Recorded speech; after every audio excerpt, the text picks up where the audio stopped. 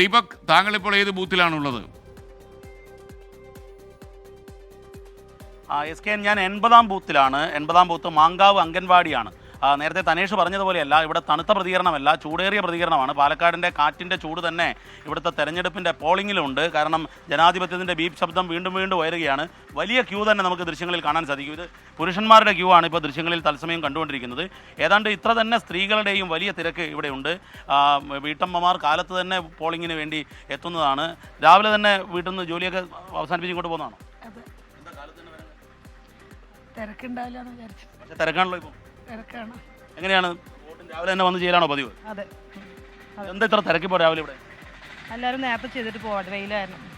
SKN സ്ത്രീകൾ ഉൾപ്പെടെ എല്ലാവരും രാവിലെ തന്നെ വോട്ട് ചെയ്ത് പോകുന്ന സാഹചര്യമാണ്. പ്രായം ചെന്നവർക്ക് ഇവിടെ പ്രത്യേകം ഇരിക്കാൻ വേണ്ടിയുള്ള സൗകര്യം ചെയ്തു കൊടുത്തിട്ടുണ്ട്. നമുക്ക് ചോദിക്കാം, രാവിലെ തന്നെ വോട്ട് ചെയ്യാൻ വന്നത് എന്താ? ഞാൻ നേരത്തെ തിരക്കുണ്ടായാലും വേണ്ടി വന്നതാ. തിരക്കുണ്ട്. സാറുമാർ ചെയർ തന്നുമല്ലേ ഇരിക്കാനൊക്കെ, അതുകൊണ്ട് കുഴപ്പമില്ല. ഓക്കെ.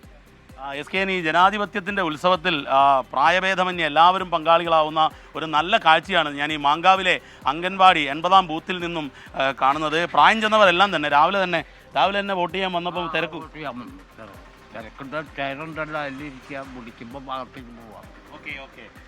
ഇവിടെ ഇരിക്കുകയാണ്. അതായത് തിരക്കുണ്ട്, കാത്തിരുന്നാണെങ്കിലും ജനാധിപത്യ പ്രക്രിയയിൽ ഭാഗമാവുക എന്നുള്ളതാണ് ഇവർ പറയുന്നത്. ഇവിടെ പൊതുവെ എങ്ങനെയാണ്? കനത്ത പോളിംഗ് ആണോ ഈ ബൂത്തിൻ്റെ പൊതുവെ സാഹചര്യം? സാധാരണ എല്ലാം അങ്ങനെ തന്നെയാണ്. ഈ ഉപതെരഞ്ഞെടുപ്പ് ആയതുകൊണ്ട് വോട്ട് ശതമാനം ഉയരാൻ സാധ്യതയുണ്ടോ അവിടെ? SKN ഈ ആദ്യ സൂചനകൾ വെച്ച് നോക്കുമ്പോൾ നമ്മൾ വയനാട് കണ്ടതുപോലെ ആകില്ലെന്ന് തോന്നുന്നു. കാരണം വയനാട്ടിൽ വലിയ പ്രചരണമായിരുന്നു, പക്ഷേ പോളിംഗിൽ കനത്ത കുറവാണ് നമ്മൾ കണ്ടത്. പക്ഷേ പാലക്കാടിലെ ആദ്യ മണിക്കൂർ ഇപ്പോൾ 9 മണിക്കൊക്കെ ഇവിടെ ഏതാണ്ട് 120ഓളം വോട്ട് പോൾ ചെയ്ത് കഴിഞ്ഞിരിക്കുന്നു.